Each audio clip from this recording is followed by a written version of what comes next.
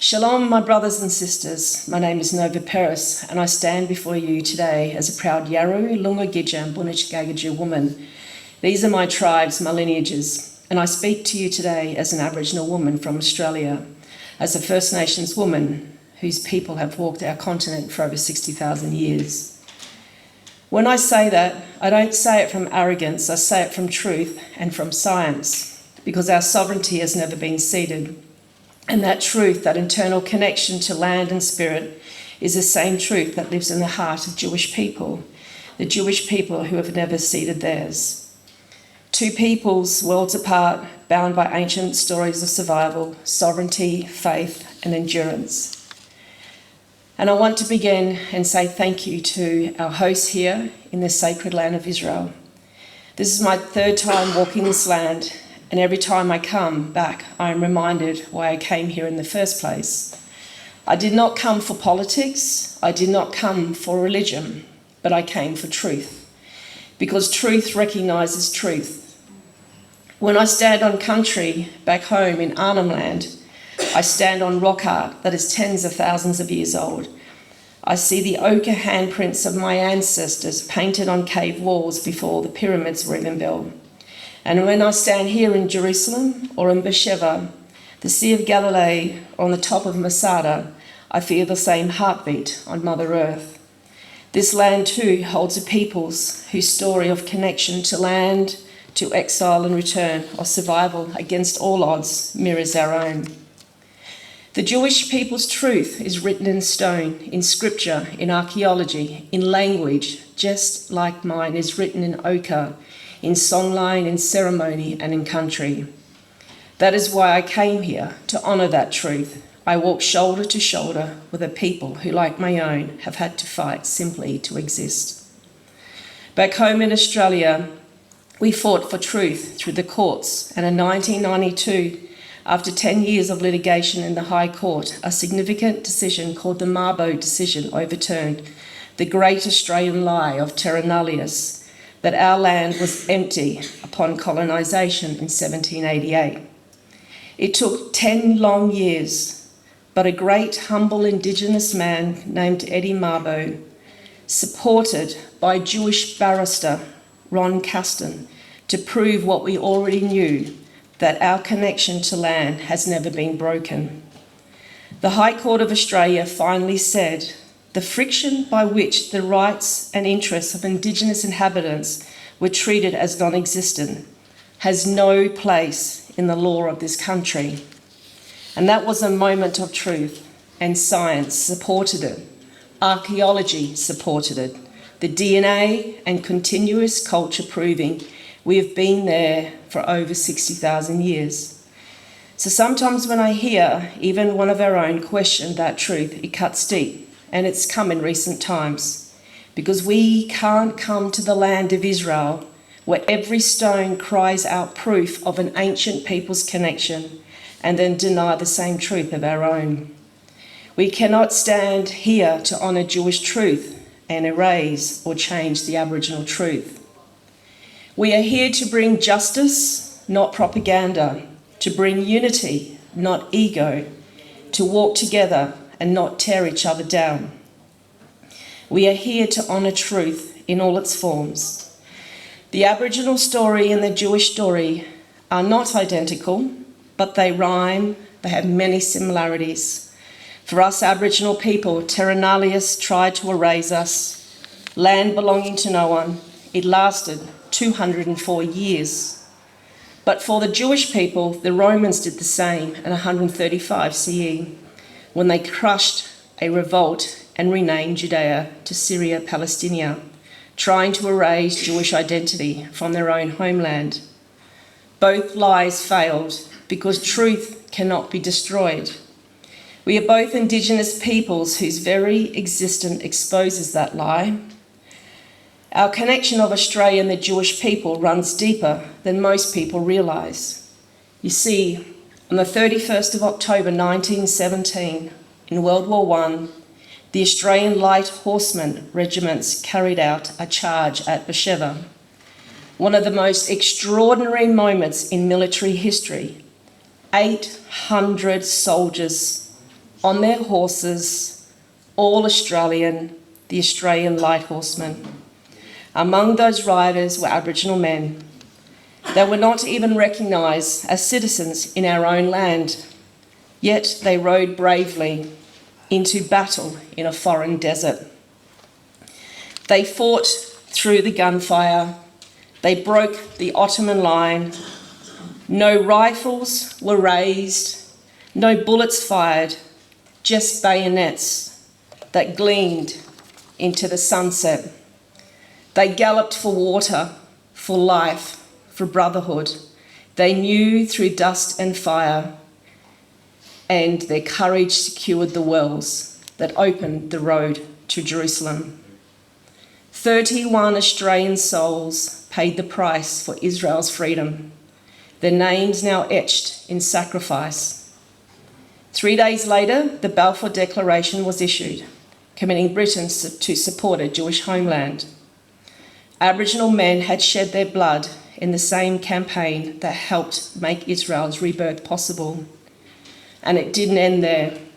In September 1918, the 11th Light Horse Regiment, known as the Queensland Black Watch because of its many Indigenous troopers, fought at Shamak, near the Sea of Galilee, hand-to-hand in combat. 17 Australians killed, more than 60 wounded. Many of these Aboriginal soldiers' names never appeared in the records, but their courage is carved into Israel's memory. In 2019, at Shamak, near the Sea of Galilee, a statue was unveiled. An Aboriginal light horse man and his horse, inscribed with the words, "No greater love than this." When those men came home, they returned to an Australia, our country, that denied them the vote, denied them land, denied them recognition. But Israel remembered them with honour through immortalisation. When I visited that statue with our delegation earlier this year in June, I raised the Aboriginal flag beside it. That moment for us, it was healing. It was history speaking truth again. That bond between our peoples was reborn also in 1938 through one Aboriginal man called William Cooper. He was the Yorta Yorta elder in Victoria. When news reached Australia about Crystal Night, the night of broken glass, William Cooper led a small Aboriginal peoples to the German consulate in Melbourne. He carried a petition condemning the Nazi persecution. It was the only protest in the world at that time. He had no citizenship, no vote. Our people, his people, were dispossessed and oppressed. But he stood up for Jewish lives on the other side of the world. That petition was ignored then, but today his courage is honoured at Yad Vashem, the Holocaust memorial here in Jerusalem. William Cooper understood something timeless. When one oppressed people suffer, all oppressed people suffer. When one truth is denied, all truths are at risk. When I came here for the first time to Israel in March 2024, just 5 months after October 7, I visited Kibbutz Be'eri, only 2 kilometres from Gaza, where over 100 innocent lives were murdered and the smell of death still lingered. I met Jeffrey, an Australian Jew whose sister Gallat was killed that day. I stood on the grounds of the Nova Music Festival where hundreds of joyful young people were massacred, and I wept uncontrollably. I forced myself to watch the raw 47-minute footage, not once but twice, where Hamas filmed themselves of their own atrocities. Children burned alive, women raped, families executed. It was not politics, that is not resistance, it is pure evil. And what broke my heart was seeing it celebrated in Gaza, on city streets, and even in parts of Australia. A poll later found that 72% of Palestinians supported the October 7 attacks. 72%. And Hamas leader Sinwar said, October 7 was just the rehearsal. We will repeat it again and again. When someone tells you who they are, believe them. So let us speak honestly. Since 2005, there have been no Israelis in Gaza. Israel withdrew, dismantled settlements, and even exhumed graves. The Palestinians had the chance to build something beautiful: hospitals, universities, farms, businesses. Instead, they elected Hamas. And Hamas built not schools, but tunnels, not peace, but terror. Over 500 kilometres of tunnels filled with weapons beneath homes and hospitals. They had a nation and they turned it into a fortress of hate. So when people call for a recognition of a Palestinian state, I ask, what did they do with the one that they already had? Israel fights not for conquest, but for survival, and it fights with more restraint than any army in history. Warning civilians, dropping leaflets, making calls before strikes. Yet Israel is condemned while Hamas, hiding behind civilians, is excused. The headlines twist the truth. Israel attacks Lebanon. Not Israel defends with retaliation against Hezbollah rockets. Or Israel strikes Qatar, not Israel targets Hamas leaders hiding in Qatar. Words matter, and we heard this from Dr. Charles, because every lie feeds anti-Semitism, the world's oldest hatred. Anti-Semitism changes its costumes, but it never dies. It once said Jews killed Christ, and then it said they caused the plague. Now it says that Jews are colonisers. But history, archaeology, and scripture tell the truth. The Jewish people are indigenous to the land of Israel. Their language, Hebrew, is over 4,000 years old. Their capital has always been Jerusalem. Their God has always been the God of Israel. They are not colonisers, they are home. And as an Aboriginal woman, I see that truth clearly, because our languages too tie us to the land and spirit. Without our language, we lose who we are. Without Hebrew, the Jewish people would lose their heartbeat. It is the same for us, Yaru, Gunich, Gagaju, or Yolngu. Our languages are sacred. They are the songlines of identity. That is why when I see Jews praying in Hebrew, I feel their kinship. It is the same as us singing in language on country, an act of survival and belonging. Look at what Israel has given to the world. Tikkun Olam, repairing the world. In medicine, breakthrough cancer treatments, vaccines, prosthetics. In agriculture, drip irrigation, water recycling that keep nations alive. In technology, ways, mobile eye, cybersecurity, protecting millions. In humanitarian aid, Israel filled hospitals among the first to arrive after earthquakes and disasters. 10 million people surrounded by enemies, yet you still give. Israel, you are a light to the nations. And back home, while Israel defends its survival, we in Australia still fight for recognition. We still wait for truth to be told, while our government considers recognising a terror state. How can we reward terror abroad while justice at home remains undone? There is a place in Israel that always takes my breath away, Masada. After Jerusalem fell in 70 CE, nearly 1,000 Jews held out there for 2 years. When the Romans breached the walls, they found silence. The Israelites had chosen to choose their fate of freedom over enslavement. Masada fell once, but it rose as a symbol. To this day, Israeli soldiers take their oath there, receiving 2 things: a weapon to protect life and a Hebrew Bible to cherish it. The vow echoes through generations: Masada shall not fall again. That is the spirit I see here in Israel today. You stand tall through fire, through lies, through hate. And that is a spirit that we as Indigenous peoples must carry too.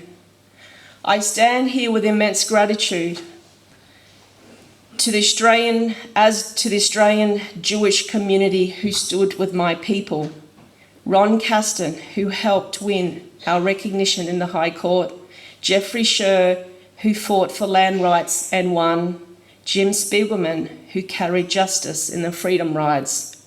They stood for us, and now I stand for you. Because Aboriginal people know dispossession, Jewish people know it too. Both peoples know survival, both know resilience, both know truth.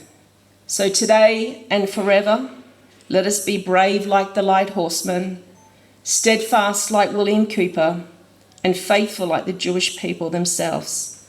L'chaim, to life. Let us be the generation that heals, not harms, that lifts, not divides, that stands shoulder to shoulder, Indigenous and Jewish, in the eternal light of truth.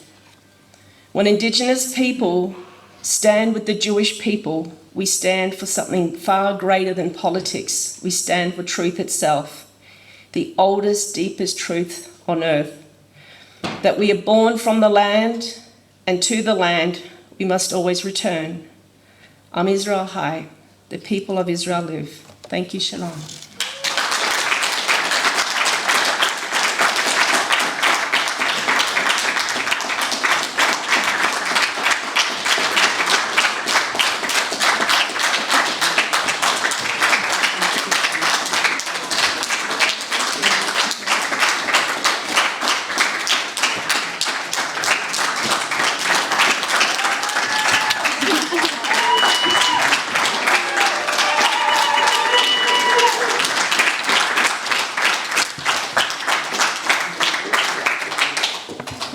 Well, it seems appropriate at this point that I will just gift to Nova. This is a pounamu, which is a special treasure taonga, we call it in Māori. You'll notice most Māori have one.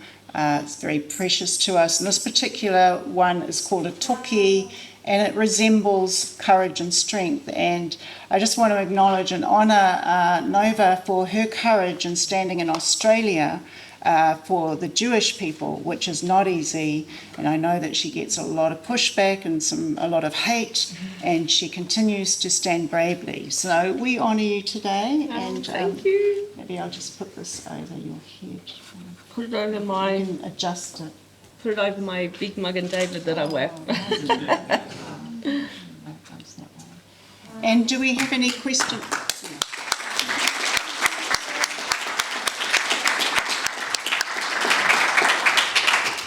Are there any questions for Nova? We have time for, we've got 5, 6, 7 minutes for a quick, yes. Speak up, please. Yeah, hi. My name is Olga Koshkonjaratsi, and I was very moved by your talk, moved to tears. I wanted to ask you about changing minds and hearts. We've all encountered people who seem to have a very clear or negative view. And one of the challenges I think many of us have faced is how to pierce that negativity and to get people to see the truth. I wanted to ask you your experience over the past 2 years, if you've seen some people who came with negativity and then or with lies, and if you've seen them change their view and what you think contributed to that. So I guess representing Australia in sport for 13 years, I endured racism then. And then going into politics, I had received death threats. You know, I was the first black woman in the Australian Parliament. Racism 2 to 3 times a week, every week, 52 weeks of the year for 3 years. So I've endured a lot of that in my lifetime. And it actually affects my husband, my mum. You know, when I left politics, her words were, "Oh, thank goodness for that. You are out. I'm so happy." Because it is a cruel world out there. And for me going into politics, I challenged the status quo, you know. And so when you challenge the status quo, you're always seen as a threat. As a single mother going in and playing hockey for Australia and doing all the things I did, I wasn't supposed to do that. So when you're breaking through barriers, people think it's some sort of magical thing without knowing the hard work and everything that goes into it. And I also, if people don't know the history of Aboriginal people, my mum, through the White Australia policy, through this racial segregation, because I'm not full-blood Aboriginal, I've got a bit of Scottish, Irish blood, Norwegian, Viking blood, a bit of Filipino, I'm just a chocolate or sort of whatever. But I don't know Scottish, Irish, Filipino, Norwegian. I just know how to be an Aboriginal woman. My feet always ground, and most of my family all live on our homelands. And, you know, they look after country. But my mum was stolen generation. So she went, it was like a mission, a reservation, if you're trying to compare it to America. So she was silenced. She was told being Aboriginal was bad, not allowed to speak your native tongue, and you're separated. So she spent 10 years of that, and she came out the other end. And the way that I was raised in life, like mum was 8 years old. When I was 9, I was watching the 1980 Moscow Olympics. I've just given away my age now. And I could dream. I could go to school, be educated, and sports and education was my freedom. And it gave me a platform to speak out. And so I've always been seen as someone, non-Indigenous people think I'm political. I'm just a truth speaker. And because my mum was silenced, and the history of Australia is a great shame, I used to always say, Mum, that's not your history to be ashamed of. That's history that was imposed on you. So I speak truth, and with it I understand, you know, for every action there's a reaction. And for me, when I put a lot of my posts up, I don't attack the other side, or I'll share the atrocities, I'll share the pain that's been endured, but I always just take the moral high ground. And so many people, so many non-Jewish people, they'll private message me because it's too hard, it's seen as too dangerous to speak out. So that's the wind in my sail that I get, that I know that I'm cutting through. And I also, because my great-grandfather fought in World War II, he fought here in Syria, Lebanon, then in Kokoda and all the rest of it. And this is the thing too, like, we honour our fallen soldiers in Australia, and my country doesn't know war. The last time we had war was 1942.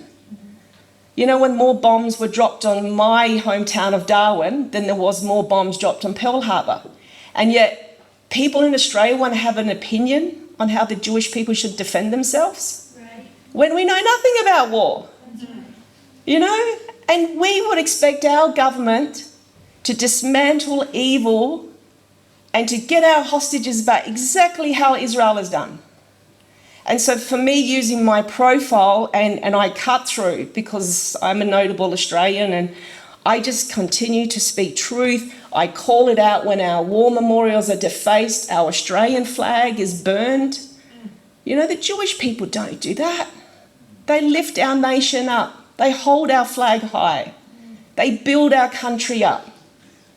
You know, and the greatest war general Australia's ever had was Sir John Monash, a Jewish man.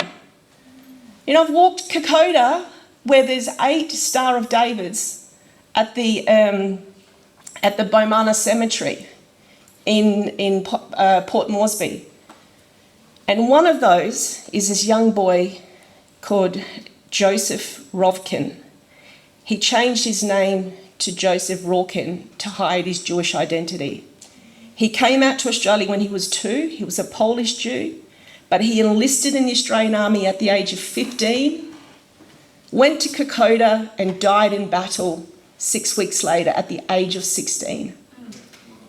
And you can't tell me that where Jews have lived in the diaspora, they haven't want to have be part of the freedoms of that respective country. So how do I break through? I don't care. I just keep being me, you know, and if I speak truth and I post truth. You know, I was at the Dead Sea the other day and I did a little pic of me. Oh, guess where I am? There's 2 significant things behind me. It was the Dead Sea and there was Jordan. And who stood in Jordan and who led, you know, I do these little Greek, what do you call it? cryptic things. And it makes people think, oh yeah, my goodness, that's where Moses led the people out of Egypt, you know. I just keep breaking through.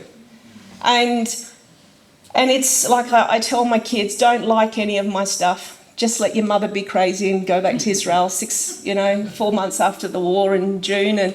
But I love this country. I love the Jewish people. What is unbelievable are the young Jewish people. Unbelievable. And I wish to God these self-entitled brats around the world that think they know history, they pick up a TikTok, oh, I'm going to do my research on whatever. Yet these young Jewish people have to bear arms to sustain their future. It is unbelievable. It truly is. So I hope that answers your question. I don't care. I just keep speaking the truth. Yeah. We'll just take one more question from Norman. No, but Morgan Barner from Cairns. I'm Indigenous from 3 tribes. Just a couple of questions. Someone that has been in government for the Labor government, I just want to ask you, what do you think of this government, the Labor government, knowing that you were hard with a couple of... For the record, yes, I was in the Australian Labor Party as the first Aboriginal woman in the Australian Parliament. Since then, when I've left Parliament to be more, because I had young children at the time, it was very difficult. I sit in an apolitical world because irrespective of who's in government, as an Aboriginal person, you need to be able to cut through both Labor and Liberal and however you have to work, because our life expectancy and the ill health of Aboriginal people is shocking in such a, incredible land of Australia with so much resources, etc., etc. The disappointing thing for me is, like I said, I've watched that raw footage of the atrocities of Hamas, and every single politician should watch it, because you need to understand the enemies of the Jewish people. And it wasn't just Jewish people that were murdered that day and taken hostage, we know that. So there was the evilness, the attacks of that day. You need to see that. And it was as hard as it was to do. I can't unsee the things that I've done, but it's given me more strength to be able to stand in solidarity with the Jewish people. So to answer your question, we saw the last month, a number of countries said, we want to recognise the state of Palestine. And a lot of Aboriginal people said, well, how do you do that? When the war hadn't even ended, the hostages hadn't even been returned, and terrorism hadn't even been eradicated. Who do you sit down and negotiate with? How do you do that? And I said, we as Aboriginal people, we're not even recognised in our own country. And yet, at the strike of a pen, our current constitution allows for more states to be created in Australia. Give us a state first, let alone wanting to do something thousands of miles away. So to answer your question, it is disappointing. That wasn't a mandate of the current federal election. Vote for us, because when you get us, we're going to recognise a state of Palestine. Where? How does that happen? Who do you sit down and negotiate with? How does that work? So yes, I'm disappointed. And I'm disappointed that very few have seen that 45-minute. And what sickened me the most, and I said in my speech, was the glee, the happiness. It was sickening, it's unhinged, it's not human, and it makes me sick. And I still, every day, me and my husband, we wake up and think, the world's gone nuts. So I just use my profile just to keep speaking truth and calling things out where I see it. But I share a huge disappointment in a government doing something that for them to say, we're doing it on behalf of Australia. Did you ask Australia that? Was that a mandate of a federal election? It wasn't. You can't go and say this is what we want to do if it's not what the people want. That's right.